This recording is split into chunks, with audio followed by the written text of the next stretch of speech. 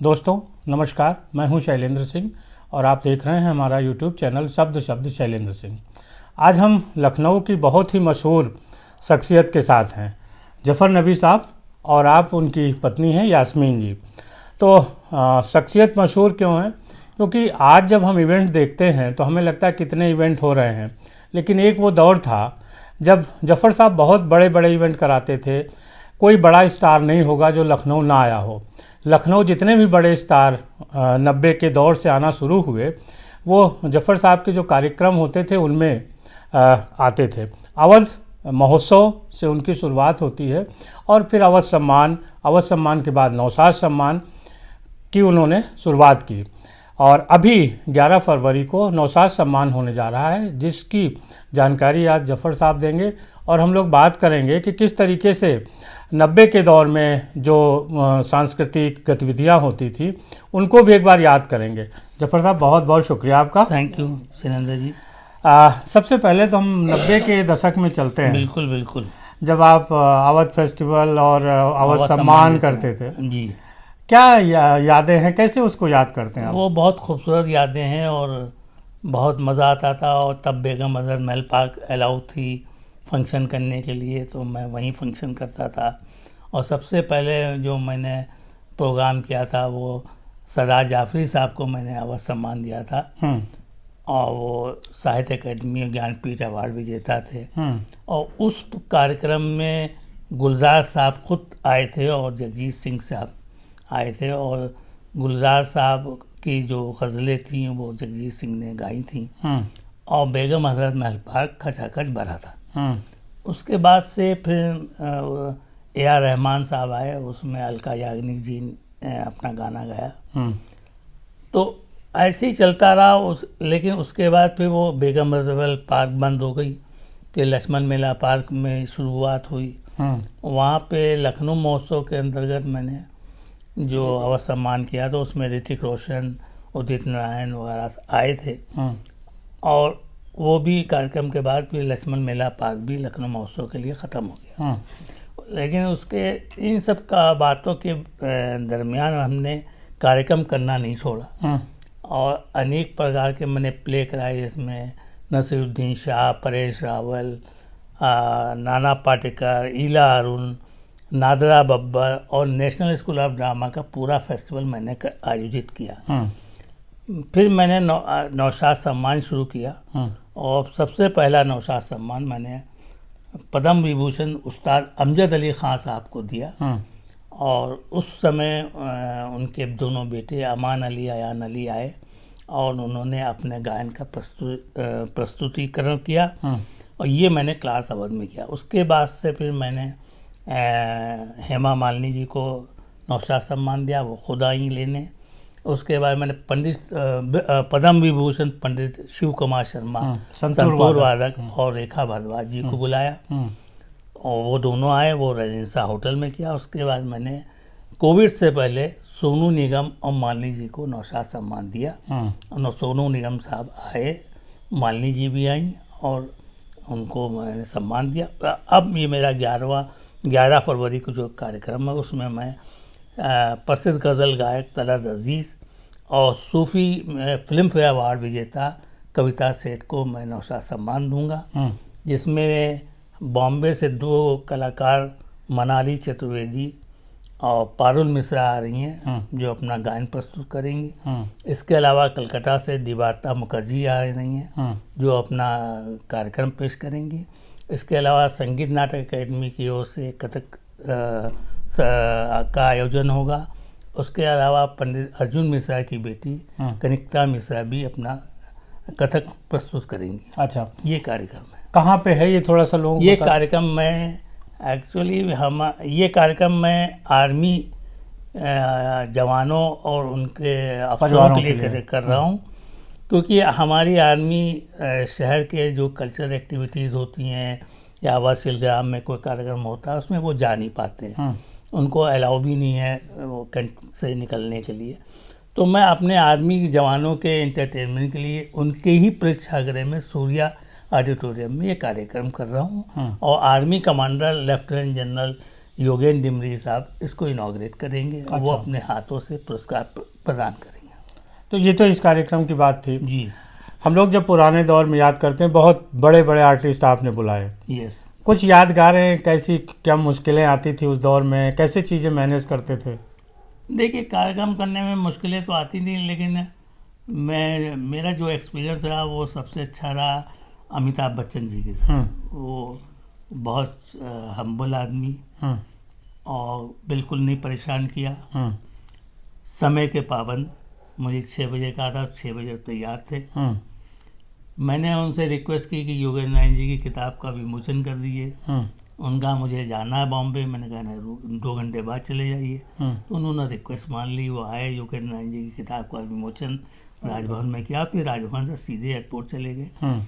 लेकिन उन्होंने कोई भी, और बल्कि उनसे पत्रकारों ने पूछा भी कि आपको अवध के, आप इलाहाबाद के हैं, आपको बहुत देर में सम्मान मिला। उनका देर में मिला, लेकिन मिला तो। ये जुमला मुझे याद है, प्रेस कॉन्फ्रेंस में उन्होंने कहा था। स्टार के बहुत नखरे होते हैं, बहुत चीज़ें मैनेज करनी पड़ती हैं। लेकिन हमसे कभी किसी, ऋतिक रोशन ने भी कोई हमसे स्टार वाली बात नहीं की, ना हेमा मालिनी जी ने की, ना अमजद अली साहब ने की। अल्लाह, और ये भगवान का ऊपर का शुक्र है कि हमसे कभी किसी ने कोई स्टार वाली बात नहीं की। तो कैसे, ये मतलब ये आपका जो आप इतना मधुर, इतना हम्बल रहते हैं, वो बात थी या नहीं, मैं खुद भी हम्बल रहता हूँ। मैं किसी से बदतमीजी करता ही नहीं हूँ। और तो कोई भी आर्टिस्ट मुझसे, फिर हम आर्टिस्ट से कुछ ले नहीं रहे। मैं आर्टिस्ट के नाम पे कोई टिकट तो बेच नहीं रहा हूँ, या मैं आर्टिस्ट के नाम पे कोई डोनर कार्ड नहीं। तो मैं आर्टिस्ट भी ये जानता कि इनका कोई फायदा नहीं है। तो आर्टिस्ट वो नखरे वहाँ पे करने लगता है जहाँ पे उसके नाम पे टिकट बिकता है। कि वो अगला आदमी हमारे नाम पे टिकट बेच रहा है, कमाई कर रहा है। कमाई कर रहा है। हम तो कमाई कर ही नहीं, हम तो सम्मान दे रहे हैं। हमें ना आपसे कुछ लेना देना, ना मुझसे कुछ। तो वो हर आर्टिस्ट जानता है। आर्टिस्ट कोई बेवकूफ़ नहीं है कि वो कमर्शियल एंगल नहीं समझता। सोनू निगम जी मेरे यहाँ आए और उनको उससे 10-15 दिन पहले गोरखपुर जाना था, वहाँ नहीं गए। सब लोग मुझसे बोले आप क्या कैसे आ गए? तो मैंने कहा भाई मेरा उनका वहाँ कमर्शियल मामला था, मेरा कमर्शियल है नहीं। तो इस वजह से जब भी कमर्शियल काम करेंगे आप, अगर मैं यही प्रोग्राम में अगर टिकट लगा दूँ, 10 रुपए का भी लगा दूँ, तो आर्टिस्ट समझता है तो यार ये कमर्शियल काम कर रहे हैं, मेरे नाम पे पैसा कमा रहे। उनको मालूम मेरे नाम पे ये पैसा नहीं कमा रहे। तो एक तो अमिताभ बच्चन के साथ आपकी यादगार थी, और किसी के साथ ऐसी यादगार रही है? सभी के साथ रही। मेरा बहुत अच्छा रहा। नेशनल स्कूल ऑफ ड्रामा में बजाज रहमान साहब भी बहुत अच्छे। रहमान साहब ने बिल्कुल नहीं परेशान किया। और नेशनल स्कूल ऑफ ड्रामा के जो डायरेक्टर थे बजाज साहब, वो बहुत अच्छे आदमी थे, और उन्होंने पूरा नेशनल स्कूल ऑफ ड्रामा का जो फेस्टिवल था उसमें बहुत कोऑपरेट किया मेरे साथ। तो भाभी का सहयोग कैसे रहता था? भाभी तो हर काम यही संभालती है, मैं तो दौड़ भाग में रहता। Back stage. लेकिन आपने प्रियंका चोपड़ा को भी बुलाया उस दौर में जब वो मिस इंडिया बनी थी। प्रियंका चोपड़ा जी ने मुझसे कहलवाया था कि मुझे बुला के अमिताभ बच्चन जी के साथ मुझे बैठा दीजिए। तो मैंने कहा कि ये लड़की अभी मिस इंडिया हुई है, तो इसकी जो वो है तो उसको मैं ठेस ना पहुंचाऊं।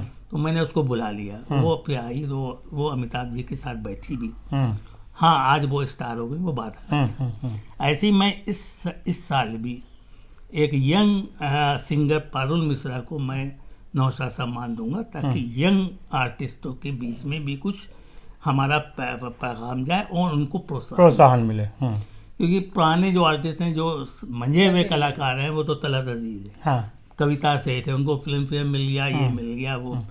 लेकिन जो नया है कलाकार, जो अभी यंग एज का है, तो मैं एक एक करके सबको प्रोत्साहित करना चाहता हूँ। तो मैं पहला इनाम पारुल मिश्रा को दूंगा, कि ताकि ये इंकरेजमेंट में हो सके। जी। अभी जब आप उस दौर में करते थे कार्यक्रम और आज जब देख रहे हैं, क्या अंतर आपको दिख रहा है? देखिए, उस दौर में पब्लिक में ये मोबाइल नहीं था और व्हाट्सएप नहीं था, फेसबुक नहीं था।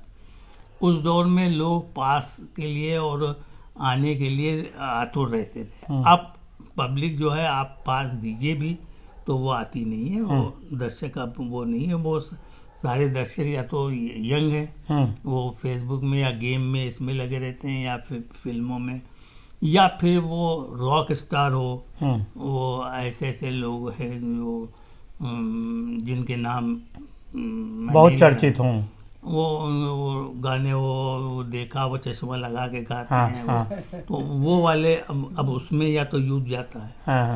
अब यूथ को ये क्लासिकल, ये पंडित शिव कुमार शर्मा, अमजद अली खान, अब ये सब उनको बहुत रास नहीं आता। शास्त्रीय से हटके वो लोक और इन सब में जा लोक में भी नहीं, वो उनको रॉक चाहिए, पॉप एंड रॉक चाहिए। भाभी आप कुछ अपने अनुभव शेयर करिए। ये हमारे साथ, क्योंकि मैं इनके साथ रहती थी, अपना बैक स्टेज में ही संभालती थी और आपसे तो टकराती ही रहता था। तो पीछे के जो वो होता था वो वाकई में बड़ा इंस्पायरिंग, बहुत ही मोटिवेट करने वाला था।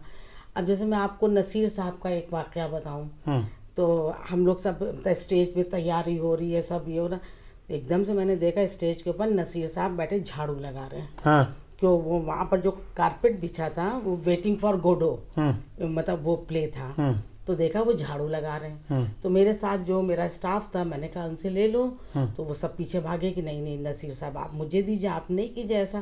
कहने नहीं नहीं मैं अपना काम अपने आप करता हूँ, से बैंग बटाम से। देखिए साहब, इतने बड़े बड़े लोगों से इतना सीखने को मिला है कि पूरी पर्सनैलिटी आपकी चेंज हो जाती है। मतलब नसीर साहब ने खुद अपने आप पूरी कारपेट करने, ये मेरा काम है, वो उन्होंने पूरा स्टेज करके क्लीन करके तब पे उन्होंने बेल दी। ये रहा AR रहमान साहब का, आप देखिए ज़रा साहब कहाँ से कहाँ वो थे। हम दोनों ताज में पूरा इंतज़ाम, मतलब वो देख रहे थे, बज गए करीब 1-1:30 बजे। तो एकदम से देखा कि AR रहमान चले आ रहे अपने रूम से। वो हम लोग को देख बुलाया, हम लोग गए कि क्या बात हो गई, कहने आइए मेरे साथ रूम में। तो हम लोग उनके साथ वहाँ गए रूम, कहने पहले आप लोग खाना खाइए, मैं सुबह से आप लोगों को देख रहा हूँ कि आप दोनों ने कुछ नहीं खाया पिया है, पहले आप खाना खाइए। इतना टचिंग था हमारे लिए, इतना टचिंग था कि मैं तो भैया, मैंने कहा कि क्या लोग होते, कितनी अच्छी दुनिया है, कितने अच्छे लोग हैं। उसने 2-2 रोटी हम लोगों को खिलवाई अपने रूम में, कहने अब आप जाइए, मैं देख रहा हूँ सुबह से कुछ नहीं खाया आप लोगों ने। तो बहुत सी यादें हैं, बहुत सी, लेकिन सब वाकई में कोई यूं ही बड़ा नहीं बनता है, कुछ ऐसे होता है सर। आप लोग अमेरिका गए, फिर बीच बीच में फिर वापस अब इस दौर को शुरू कर रहे हैं, क्या आगे और प्लान है? बस काम ही करते रहेंगे हम लोग अपने को बिजी रखते हैं इसी कल्चर एक्टिविटी में, सोशल वर्क में। कभी किसी की मदद कर दी, कभी शादी ब्याह में खड़े हो गए, तो हम लोग अपने को बिजी रखते हैं। नहीं तो रिटायरमेंट के बाद फिर आदमी या तो बीमार हो जाता है, या किसी काम नहीं करेंगे तो घटिया भाई आ जाएगा। तो हम लोग काम ही करते रहते हैं, कभी कुछ न कुछ करेंगे जरूर, खाली नहीं बैठेंगे। कुछ संदेश देना चाहते हैं आप, कुछ कहना चाहते हैं अपने शहर? मैं अपने नौजवान साथियों से सिर्फ ये कहना चाहता हूँ कि हमारी जो संस्कृति है, हमारी जो संगीत है, उसको वो नहीं भूलें और उसको कभी भी अपने उसमें से अवॉइड ना करें। और ये संगीत जो है हमारा, ये धरोहर है, ये संस्कृति हमारी धरोहर है। आप ज़रूर सुनिए, आप म्यूज़िक भी ज़रूर सुनिए, लेकिन उसके साथ साथ हमारी संस्कृति, हमारी संगीत को ना भूलें। बहुत शुक्रिया। और दोस्तों, जैसे संगीत हमारी धरोहर है, हम लोगों के लिए, लखनऊ वालों के लिए जफ़र नबी और यास्मीन भाभी भी ऐसे ही धरोहर की तरह हैं, जिन्होंने कल्चरल एक्टिविटीज़ शुरू की यहाँ पे, और बड़े बड़े कलाकारों को, वो दौर बहुत संघर्ष का दौर था जब स्पॉन्सरशिप नहीं मिलती थी, लोग मदद बहुत मुश्किल से मिलती थी। आज तो इस इवेंट की दुनिया में बहुत सारा पैसा है, लेकिन वो दौर अगर कहा जाए कि मुफलिसी जैसा दौर था, बिल्कुल सही लफ्ज़ मुफलिसी। हाँ, तो उसमें भी अपने संघर्ष से उन्होंने न केवल ऐसे कार्यक्रम कराए, हम लोगों को अवसर दिया कि हम लोग इतने बड़े बड़े आर्टिस्ट के साथ मिल सके। बहुत शुक्रिया, थैंक यू। और सभी दोस्तों, आपका भी शुक्रिया कि आप लोगों ने इतने लंबे समय तक देखा। शुक्रिया, धन्यवाद।